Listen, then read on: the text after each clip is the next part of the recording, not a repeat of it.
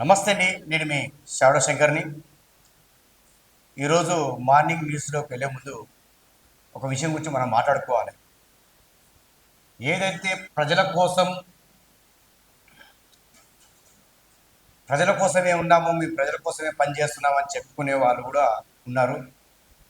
ఒక జర్నలిజం అంటే జనం కోసమే ఉండేది అని మనకు ఒకప్పుడు ఉండేది. దాన్ని పూర్తిగా ఒక బానిస జర్నలిజంగా మారిపోయింది. బానిస జర్నలిజంగా మారిపోయింది. ఎందుకంటే ఒక సిగ్గుపడవలసిన రోజు ఇది అనుకుందాం. సిగ్గుపడాలి మనం. ఎందుకంటే ప్రతి సామాన్యుడికి ఏదో చేయాలి, ఏదో ఉండాలి, ఈ ప్రభుత్వాలను ప్రశ్నించాలి, ఈ ప్రభుత్వాన్ని మేలుకొల్పి చేయాలి. ఇలాంటి ఈ వ్యవస్థలో ఇలాంటి జర్నలిస్టులో ఉన్నందుకు మీరు సిగ్గుపడాలి. నేను అనే మాటలు మీకు వస్తుంది, శ్రమ వస్తుంది. వచ్చినా పెద్ద తప్పేం లేదు.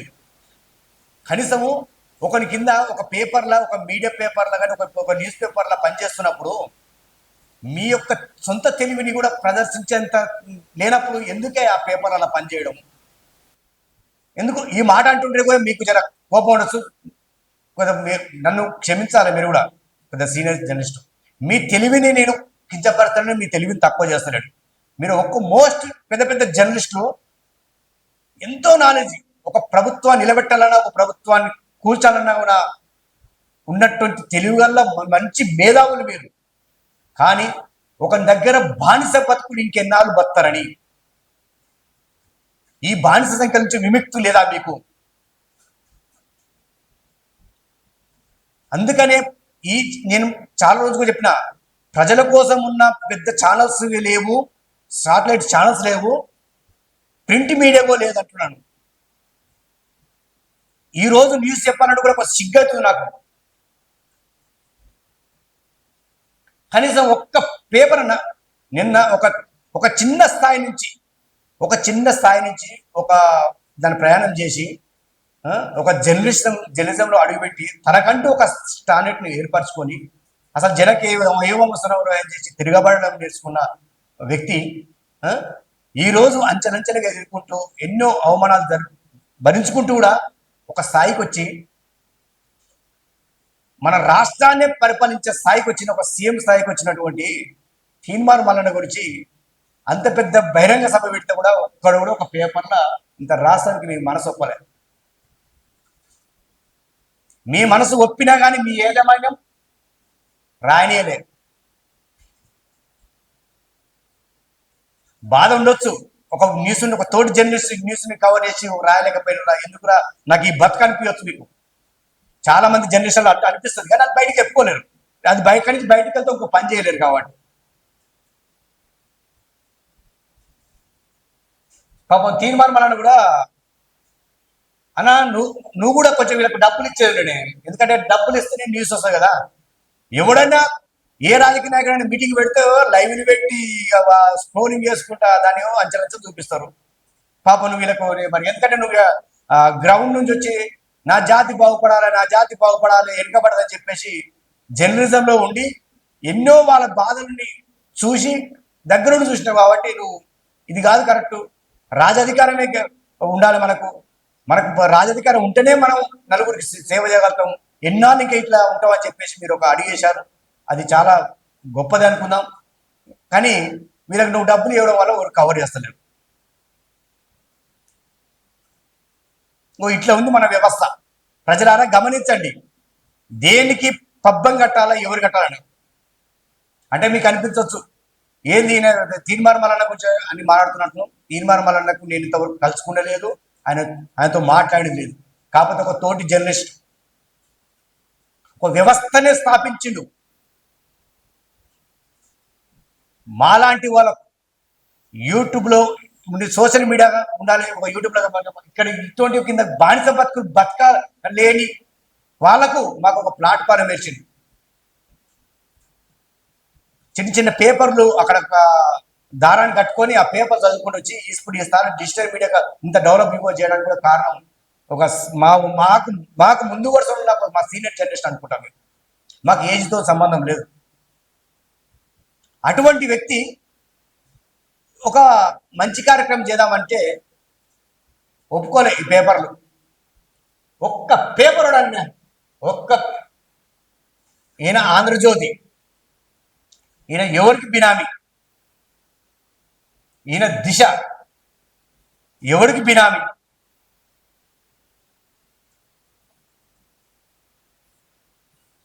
నమస్తే తెలంగాణ ఎవరికి బినామీ, సాక్షి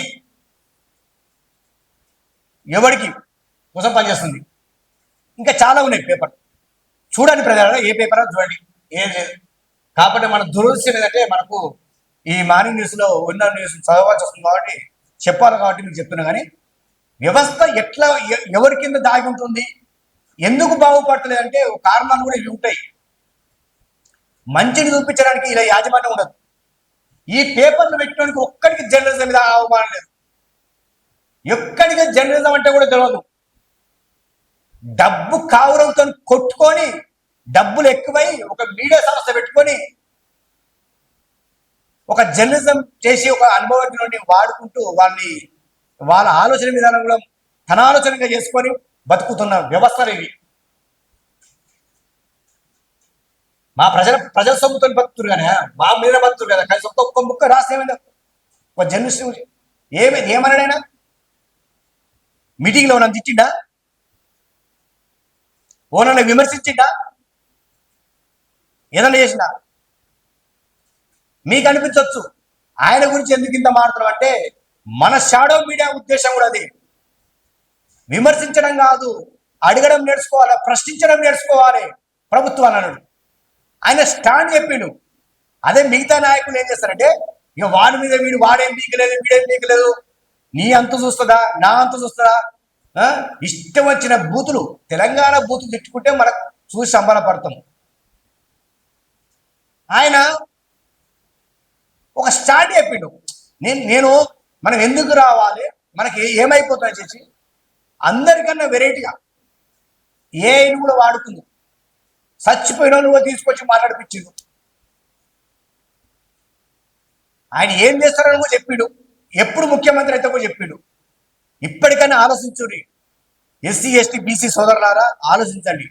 ఏదన్నా ఈయననే కాదు ఎవరైనా మీ మంచి ఆలోచనలు బయట తీసుకొస్తే వాళ్ళకి సహకరించండి. చూడండి, ఎప్పుడైతే ఈ అగ్రవర్ణాల మీద ఆధిపత్యం అధికారం ఉన్నదో మీరు ఎప్పటికైనా గిద్దే మాయ మాటలు చెప్పడం వీళ్ళకి అలవాటు. వాళ్ళు నేర్చుకునే విద్య అదే.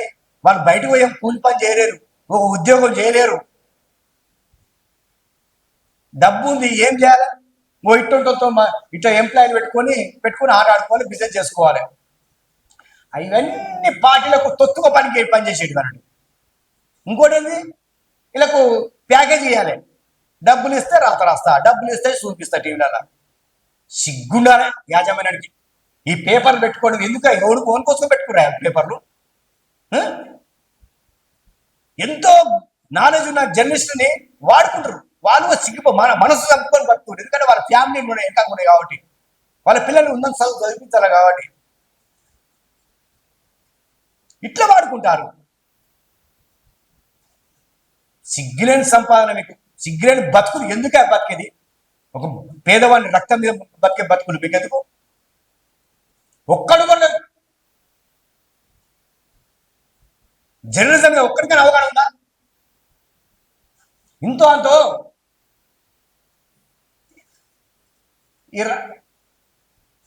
ఆంధ్రప్రదేశ్ రామకృష్ణుడు ఈయనకన్నా కొంచెం ఉందా? ఎక్కడి నుంచి వచ్చినవా నువ్వు? ఒక గ్రౌండ్ కింద స్థాయి నుంచి వచ్చినావు. వ్యక్తిగత చూడకు, రాజకీయ నాయకుడు చూడకు. ఆయన ఒక జర్నలిస్ట్ కదా. ఇక మనమే ఇది చేసుకుంటే కొట్లాడుకుంటే ఇక ఇంకోటికి అవకాశం రాకపోతే ఏమొస్తుంది?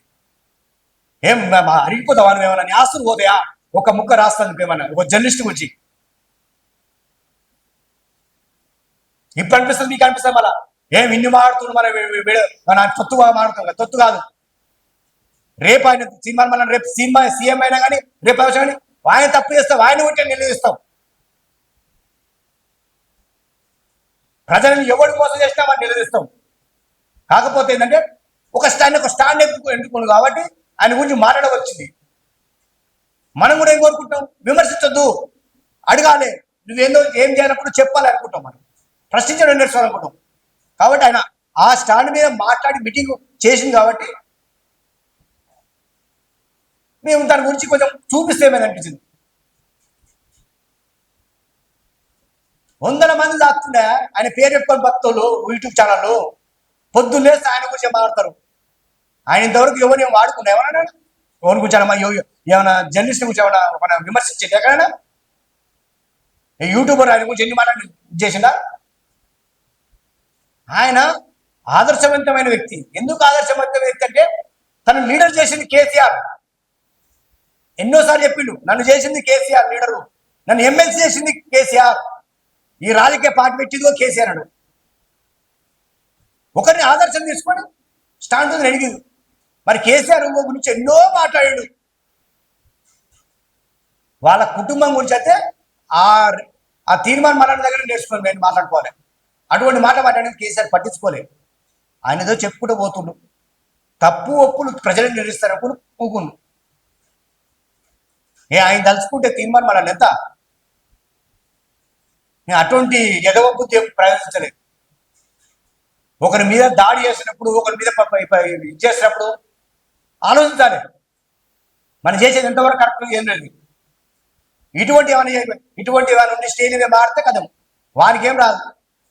కింద ఉన్న లేపాడు, దాడి పంపాడు.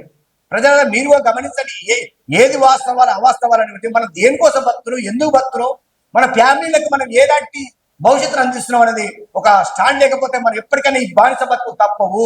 ప్రజలారా గుర్తుపెట్టుకోండి, గమనించండి. ఎందుకంటే మనం ప్రభుత్వాలు మార్చుకుంటూ పోతుంటారు. ఏమైందంటే వీడి మీద వాడి మీద వీడి విమర్శలు. వాడు మాట్లాడే లాంగ్వేజ్ ఎలా ఉంటుంది? ఆయనేం బీకలేదు, ఈయనేం బీకలేడు, ఈయనంత చూస్తా, ఆయనంత చూస్తా, ఆయన నిలబెడతా, ఆయన బట్టలు కూడా తీస్తా, గోషి కూడా తీస్తా. ఏం చేస్తారు? ఇవే మాకు కావచ్చింది. మరి ఒక గ్రౌండ్లో దిగుండి దిగితే మేము లైవ్ పెడతాం, అందరం కొట్టుకుందరు. దానికోసం మీకు మీ పదవులు ఇచ్చేది, దానికోసం మీరు రాజకీయాలు చేసేది.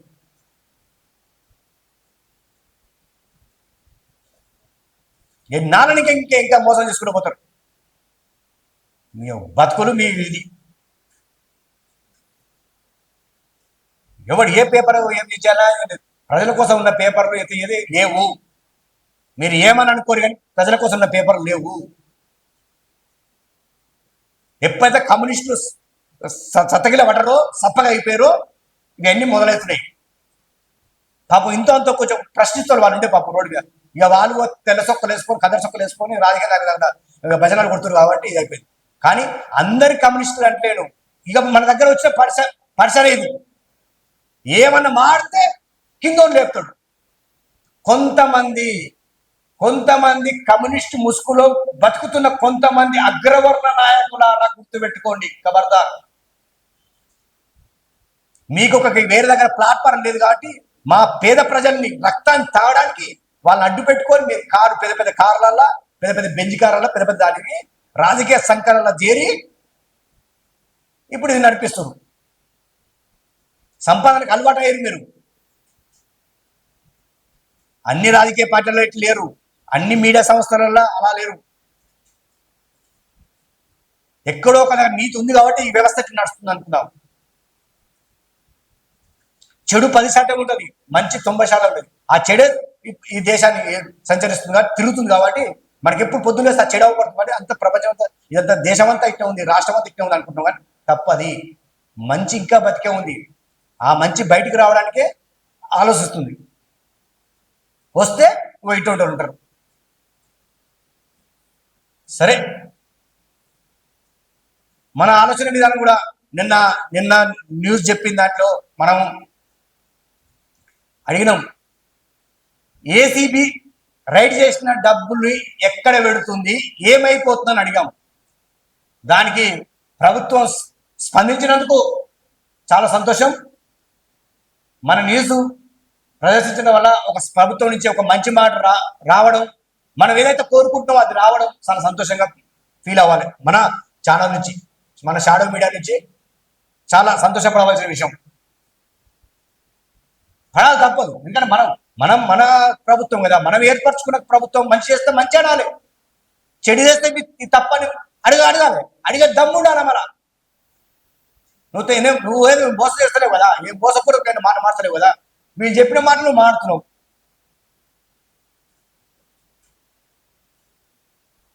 సోషల్ మీడియా ఎట్లా తయారైందంటే ఎవరిని పడితే ఆయన బేస్ చేసుకొని మాట్లాడుకోవడం చేసుకోండి. అనుకో స్టాండ్ ఉండదు, అనుకో ఇది ఉండదు, ఎందు వీటిలో ఛానల్ తెలియదు, ఎప్పుడు ఒకటి పడి ఏడవడాలు ఒకటి తెలియదు. ఇక రాజకీయ నాయకులను చూసి వీళ్ళు బూతులు పడేవాడు మాట్లాడడం మొదలుపెట్టింది. సరే, ఏదేమైనా మన ప్రభుత్వం నిన్న మనం మార్నింగ్ న్యూస్లో చెప్పిన దానికి, మనం ఇచ్చిన దానికి డబ్బులు ఏసీబీ రైడ్ చేసిన డబ్బులు చాలా ఉన్నాయన్న, చాలా మంది అరెస్ట్ చేయాలని చెప్పినాం. ఆ డబ్బులు ఏసీబీ రైడ్ చేసిన డబ్బులు ఎక్కడ పోతున్నాయని కూడా మనం ప్రశ్నించడం. దాన్ని కూడా గవర్నమెంట్ స్పందించి, సరే ఆయన ఏ పార్టీకి ఈ బినామీగా అవదో అవసరం లేదు, ఇది ప్రజల సొమ్ము, ప్రజలకే చెందాలి. పట్టించిన ఆస్తులు పంపకం సంతోషకర విషయం. ఈ ప్రభుత్వానికి ఒక మంచి విషయం. నిన్న 2 రోజుల నుంచి వస్తుంది కదా, భీమిరెడ్డి ఏసీబీ రైడ్లో మనకు కొన్ని 100 కోట్లు దొరికాయి అని చెప్పినాం కదా, అది కూడా అన్ని పేపర్లలో వస్తుంది, అన్ని మీడియాలో వస్తుంది. అలాగనే మనం కూడా నిన్న గవర్నమెంట్ ప్రశ్నించినాం, దానికి ఇది స్పందన ఒకటి వచ్చింది. చార్ధామ్ యాత్రకు ముందు బినామీలు చార్ధామ్ యాత్రకు ముందుగా బినామీలు ఆస్తులు లెక్క రాసిన డిఎస్పి కుటుంబీకులకు పంపకాలు, వాట్సాప్ లో కుమారులకు ఆ వివరాలు, దాడులలో డైరీని వాట్సాప్ లో పంపిన వివరాలను గుర్తించిన ఏసీబీ. డిఎస్పి భీమిరెడ్డిని ఏసీబీ అరెస్ట్ చేయకపోవడంపై కలకలం. అనారోగ్యానికి గురయ్యారంటూ నోటీసులు ఇచ్చిన వదిలేయడంపై చర్చ. భారీగా ఆస్తులు గుర్తించిన అరెస్టు చేయకపోవడం ఏంటని ప్రశ్నలు. భవిష్యత్తులో అక్రమాస్తుల కేసులపై తీవ్ర ప్రభావం చూపుతుందని న్యాయ నిపుణులు అభిప్రాయపడ్డారు. ఎందుకంటే ఇప్పుడు ఒక దొంగ అని తెలిసిన మామూలుగా బయట ఏమైనా చిన్నది ఏమైనా నోరు తీసుకపోయి జైలు నూకే ఈ రోజులలో మరి ఇంత పెద్ద స్కామ్ చేసిన ఈ వ్యక్తిని ఎందుకు అరెస్ట్ చేయాలని చెప్పేసి రాజకీయ విశ్లేషకులు కావచ్చు, పోలీస్ డిపార్ట్మెంట్ ఉన్న అనుభవజ్ఞులే కావచ్చు, ఒక ప్రస్తావన తీసుకొచ్చారు. ఎందుకు వదిలేస్తాను, ఇట్లా వదిలిపెట్టరు ఎందుకు అనేది వాళ్ళ వాదన. కానీ మొత్తం మీద మాత్రం డిపార్ట్మెంట్ తలుచుకుంటే మాత్రం ఏదైనా చేయిస్తుంది అనేది మనం నిన్న కూడా చెప్పుకున్నాం. అది చేసిరు. ఇలాంటి తిమ్మింగళాలు కూడా, ఇలాంటి వాళ్ళని కూడా ప్రతి ఒక్కరిని అరెస్ట్ చేసి వాళ్ళకి అసలు ఒక కఠినమైన చేయడం లేదు. ఎందుకంటే తర్వాత మరి బెయిల్ మీద కూడా ఇవే ఆటలాడతారు. అంటే నేను భీమిరెడ్డి గురించి మాట్లాడి ఆయన ఒక్కడే కాదు, ఇలాంటి పనులు చేసే వాళ్ళకి చెప్తున్నాను. ఇలా పని చేసే వాళ్ళని మనకు రైడ్ చేస్తే దొరికిన అమౌంట్ని దాని లెక్క కూడా చెప్పాలి, ప్రజలు కూడా పంపాలి. మంచి కార్యక్రమం, మంచిది ఇది. పోలీసులు దచ్చుకుంటే దొరకదే ఉంది ఇటువంటి వివరాలు. వాళ్ళ కనుక పవర్ ఇస్తే అసలు ఇక మామూలు ఉండదు. అందరూ తెలుసు అది. ఎంతో పవిత్రంగా భావించే చార్ధామ్ యాత్రకు వెళ్లేందుకు సిద్ధమయ్యారు. ఎందుకైనా మంచిదని తన ఆస్తులు, బినామీల పేరిట ఉన్న ఆస్తులు, ఎవరెవరికి వద్ద నుంచి తనకు ఎంతెంత సొమ్ము రావాలి, ఎవరెవరికి ఏం ఇవ్వాలనే వివరాలన్నీ ఒక డైరీలో రాసుకున్నారు. అంతేకాదు తనకేదైనా అయితే ఆ ఆస్తులు ఎవరికి ఎంత చెందాలో కూడా రాశారు. వాహ్, ఆయన ప్లాన్ జరుగుతుంది కొంచెం మనకు, ఎందుకంటే డిపార్ట్మెంట్ కొంచెం తెలుస్తుంది ఏదో జరుగుతుంది నా మీద అనేది. సరే, ఎంతకైనా మంచిది అని చెప్పేసి తన ఉన్న ఎవరైతే ఈయన సంపాదించుకుందో, ఈయనకు బినామీ ఎవరైతే ఉన్నాడో, ఎవరికైతే బినామీ ఉన్నాడని చెప్పిన కదా, కొంతమంది నిన్న కూడా డిపార్ట్మెంట్ చెప్పారు కదా, అలాంటిది ఉండదు. కాబట్టి ఎంతకైనా మంచిది అని చెప్పేసి ఆయనకు వచ్చిన రిపోర్ట్ని బట్టి అన్ని ఎవరెవరికి వెళ్ళవాలని మన డైరీ రాసుకుంది. మళ్ళీ డైరీ రాసుకుంది, మళ్ళీ డైరీ అని ఎత్తుకపోతే ఇదొకటి ఉంటుంది కదా, ఇది పోలీసు వాళ్ళు ఎత్తుకపోతే తర్వాత పరిస్థితి చెప్పేసి ఈ మరి అది తెలివా ఏ తెలివో తెలియదు. సరే దొంగని ఎట్లా చేయించే అది రైట్ పోలీసులు పని, కానీ ఏం చేసిండు ఈ తెలివి తక్కువ పని, వాళ్ళ కొడుకులకు అన్ని వివరాలు పంపిండు మళ్ళీ అల్ల మంచిగా పూసగుచ్చాడుగా, లెక్క రాసి పెట్టినాడ, ఓనికి ఎంత చెందాలి, ఎవరికి ఇవ్వాలి, ఎవరు నాకు ఇవ్వాలి, అట్లా డైరీలో రాసుకున్నారు. ఈ వివరాలు ఫోటోలు తీసి, అమ్మో, ఈ వివరాలు ఫోటోలు తీసి తన తన ఇద్దరు కుమారులకు పంపారు. ఆ డైరీ వాట్సాప్ లో పంపిన ఫోటోలతో భారీ ఆస్తులు గుట్టురట్టయింది. 2 రోజుల క్రితం ఏసీబీకి పట్టుబడిన police computer service DSP Sankireddy Bhimireddy వ్యవహారంలో ఆసక్తికర అంశం ఇది. మే నెల 2వ వారంలో తన భార్యతో కలిసి చార్ధాం యాత్రకు వెళ్ళిన భీమిరెడ్డి అంతకు ముందే తన ఆస్తుల పంపకాలు వివరాలు రాసుకున్నారు. అయితే తన ఇద్దరు కుమారులు భార్యతో పాటు ఇద్దరికి బయటికి వ్యక్తులకు కూడా ఆస్తులు పంచాలని ఆయన రాసినట్లు తెలిసింది. వీరిలో గతంలో భీమిరెడ్డి వద్ద పనిచేసిన కానిస్టేబుల్ పురందర్ రెడ్డి ఒక రాజకీయ నేత ఉన్నట్లు సమాచారం. ఈ ఇద్దరికి గణనీయమైన ఆస్తులు అప్పగించాలని రాసినట్టు. బరాబర్ పోతు కూడా ఏదైనా మంచి పని చేసిపోవడం వస్తున్నావా? ఈయన పొద కూడా వాళ్ళ పేర్లు డైరీ రాసుకోవడం వల్ల వాళ్ళు ఎవరైతే ఉన్నా వాళ్ళు ఇల్లు ఇరికిరు. సో గమ్మతుంది పేపర్ అవుతుంది. ఆ డైరీలో రాసుకున్న పేర్లు చదివిరిగా, బయటికి చూపించరుగా. మరి ఈ ఈ కానిస్టేబుల్ ఏం పాప చేసినా అని చిన్నోడు ఆయన ఏం చేసినా పేరు పెట్టారో లేదా చెప్పి, మరి రాజకీయ నాయకులు ఎందుకు దాచిపెట్టినట్టు? డిపార్ట్మెంట్ వాళ్ళు దాచిపెట్టినా లేకపోతే పేపర్ వాళ్ళు దాచిపెట్టినా? అది కావాలిగా మనకు. ఆయనట ఈ ఒక రాజకీయ నేత ఉన్నట్టు సమాచారం అంతే అంట.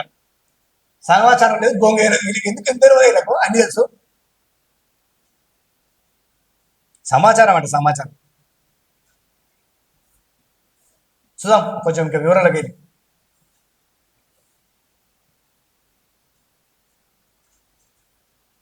ఒకవేళ ఆయన రాజకీయ నాయకుడు పేరు చెప్పకపోతే డిపార్ట్మెంట్ తప్ప అనుకుందాం. డిపార్ట్మెంట్ కూడా తనైతే బయటేసుకోదుగా. ఒక పోలీస్ శాఖ సేమ్ శాఖ కదా, వీని బయటపడ ఆయన బయటపడి ఎందుకు బయట? ఆయన పేరు ఏదో పార్టీకి చెందిన ఉంటాడు కాబట్టి అది పార్టీ ఫోన్ చేస్తాడు. మరి మీ వాళ్ళ పేరు వచ్చి నేను సంగతి అంటే వద్దు, ఏదో నీకు మూల్యం చెల్లించుకుంటా కానీ ఆ పేరు పెట్టకని చెప్తాడు. అందరు రాజకీయ నాయకులే కదా, ఈయన ఆలన దాచిపెట్టాడు. ఎందుకంటే రేపు ప్రజలలో తిరగాలి, ఆయన ప్రజలకు ఎంతో సేవ చేయాలి, ఇంకెంతో సంపాదించుకోవాలి కూడా ఆయన పేరు రానిలేదు. అయితే ఏసీబీ దానిలో ఆస్తులు పత్రాలతో పాటు భీమిరెడ్డి రాసిపెట్టిన డైరీ, ఆయనతో పాటు కుటుంబ సభ్యుల నుంచి స్వాధీనం చేసుకున్న ఫోన్లలో డైరీలో రాసిపెట్టిన అంశాలను ఫోటోలను గుర్తించిన సమాచారం. ఆ వివరాల ఆధారంగానే ఏసీబీ అధికారులు బినామీల నివాసాలలో తనిఖీలు చేసి సుమారు 100 కోట్ల విలువైన ఆస్తులు గుర్తించారు. వాహ్ అమ్మా, గజుడు ఇంకొక ఇట్లా ఉన్నదండి. డిపార్ట్మెంట్ తలుచుకుంటే ఏదైనా వస్తారు ఒక ఇదే. ఏ ఆస్తులు ఎవరెవరికైనా వివరాలు. ఏసీబీ వర్గాల సమాచారం ప్రకారం తన పేరిట బినామీలు పేరిట ఉన్న ఆస్తులను ఏం చేయాలనే వివరాలు భీమిరెడ్డి డైరీలో రాసి పెట్టారు. ఒక చామన్ పేరిట ఉన్న తెల్లాపూర్లోని 2 ప్లాట్లను, మణికొండలో లాంగ్వేజ్ రోడ్లో 500 గజాల స్థలాన్ని నిర్మించిన ఆస్తులను, భవనంలో వా అంటే మొత్తం ఆయన డైరీలో మొత్తం అన్ని రాసుకున్నాడుగా, ఎక్కడెక్కడ ఉన్నాయి, నా ఏం ఉన్నాయి, ఏజులు. ఇక పోలీసు వాళ్ళు ఎందుకు కష్టపడాలి? పోలీసు వాళ్ళకి కష్టపడాలి, వాళ్ళకే మనకి ఇన్ఫర్మేషన్ చాలా తోరు అని చెప్పేసి మీరు ఉన్నారు. మొత్తం మీద ఈయన ఆస్తుల వివరాలన్నీ బయట పెట్టరు.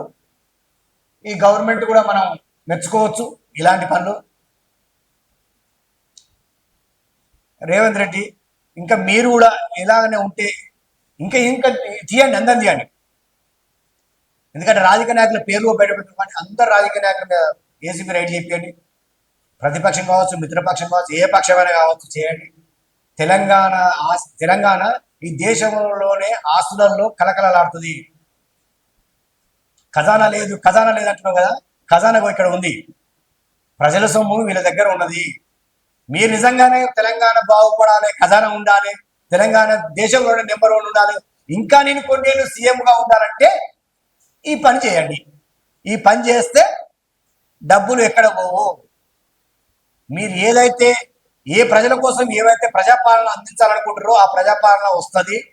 అందులో అందరూ బాగుంటారు. ఆ బాగున్న దాంట్లో మీరే అధికారిగా ఉంటారు.